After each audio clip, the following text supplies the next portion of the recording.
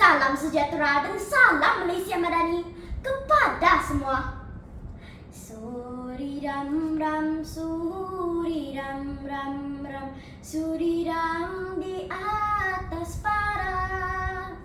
Aduhai juri-juriku sayang, makin dipandang makin menawan. Wah, nampaknya semua penonton kelihatan ceria pada hari ini. Pasti anda semua tidak sabar mendengar cerita saya. Pada hari ini, saya akan menyampaikan sebuah cerita yang memberi iktibar dan boleh dijadikan teladan kepada kita semua. Terimalah hawa telinga daripada saya. Anak terhaka membawa sengsara. Tersebutlah kisah Nun Jauh di pedalaman. Tinggalnya sepasang suami isteri, si Lonca dan isterinya si Kuntup. Kehidupan mereka sangat miskin. Ibarat kais pagi, makan pagi. Kais petang, makan petang. Mereka mempunyai seorang anak lelaki bernama si Lancang. Mereka sangat sayang akan anaknya itu.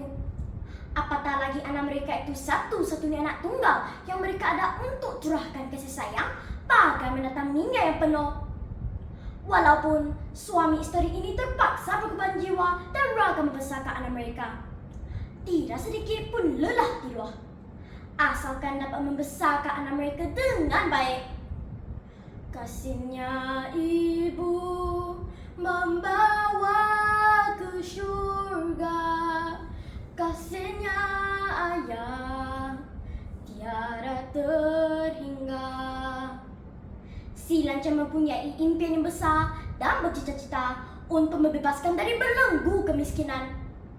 Tambahan pula melihat ibu dan ayahnya yang semakin tua. Lihat dari kedua tangan dan dahi pun sudah menyedihkan.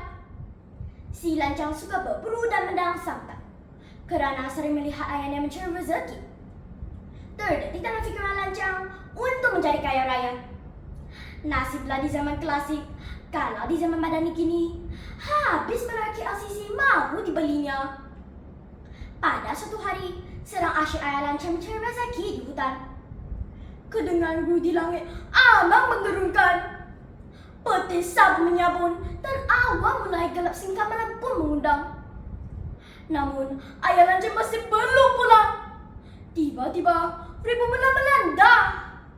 Semalam-malaman, hujan masih tak reda sehingga mentari muncul bersinar lagi. Tiba-tiba, sekumpulan pemuda kampung menyegah si Lancang dan ibunya. Mereka membawa berita yang amat menyedihkan, iaitu tentang kematian bapanya yang hanyut di bawah air bah. Tinggallah dua orang anak beranak, si Lancang dan ibunya. Keesokan harinya, mereka meneruskan hidup seperti biasa. Si Lancang rajin menolong ibunya yang kuat mencari rezeki. Ibarat kata pepatah, tangannya menghayung buah juga mampu menggegarkan dunia. Pada suatu hari, Lancang mendang sampan ke muara. Di muara sungai, terdapat sebuah kapal sedang berlabuh. Nak kira kapal itu tertarik hati apabila melihat kecekapan si Lancang mendang sampan, lalu mengerahkan orang suruhannya menangkap si Lancang. Akhirnya, si Lancang ditangkap dan telah dibawa balaya. Tinggallah ibu yang semakin uzur sendirian di rumah.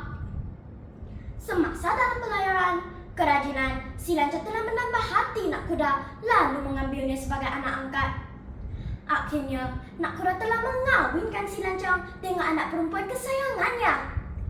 Kemudian, si Lancang dilantik menjadi nak kuda yang baharu dan digelar Nak Kuda Lancang. Maka hiduplah dia kaya raya seperti yang dia jadi. Wah, warga Dewan, begitu ganam Lancang bersada arenanya ya. Pada suatu petang, setelah jauh belayar, Nak Kuda Lancang telah mengarah ke anak kapalnya berlabuh di muara sungai yang sebenarnya kampung asal Nak Kuda Lancang. Beberapa orang penduduk kampung ternampak Nak Kuda Lancang, lalu memberitahu ibunya. Ibunya segera datang untuk menemui Nak Kuda Lancang kerana dia terlalu merindui anaknya itu.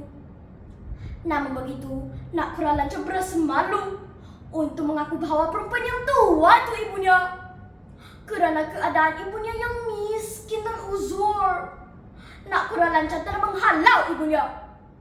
Ibunya, si Kuntum, merasa sangat sedih dan pilu kerana si lancang anak yang dilahirkan dan disusuinya telah melukakan hatinya. Lalu, ibunya memandang ke langit sambil mengangkat kedua-dua belah tangan dan berseru meminta doa kepada Tuhan. Tunjukkanlah kepada si lancang bahawa dialah ibu kandungnya. Tiba-tiba, petir berdentum dan angin bertiup kencang. Kapal yang sedang berlabuh itu terombang ambil tipu kuribut. Keadaan pada masa itu sungguh cemas. Ketika itu barulah Nakura Lancar berasa amat kesal. Dia insaf bahawa Tuhan telah memperkenankan doa ibunya. "Oh, Ibu! Ampunkanlah Ananda!" teriak Nakura Lancang, tetapi sudah terlambat. Gelombang yang kuat telah memecahkan kapalnya. Setelah ribut reda, kapal yang pecah dan anak-anak kapal termasuk si lancang telah bertukar menjadi batu yang besar. Demikianlah kisah seorang anak terhaka membawa sengsara yang memberi pada pengajaran. Ingatlah sebagai anak kita perlu mengenal jasa ibu dan bapa kita. Beringatlah warga dewan sekalian, tanpa mereka kita tidak dapat melihat dunia ini. Sekian, terima kasih.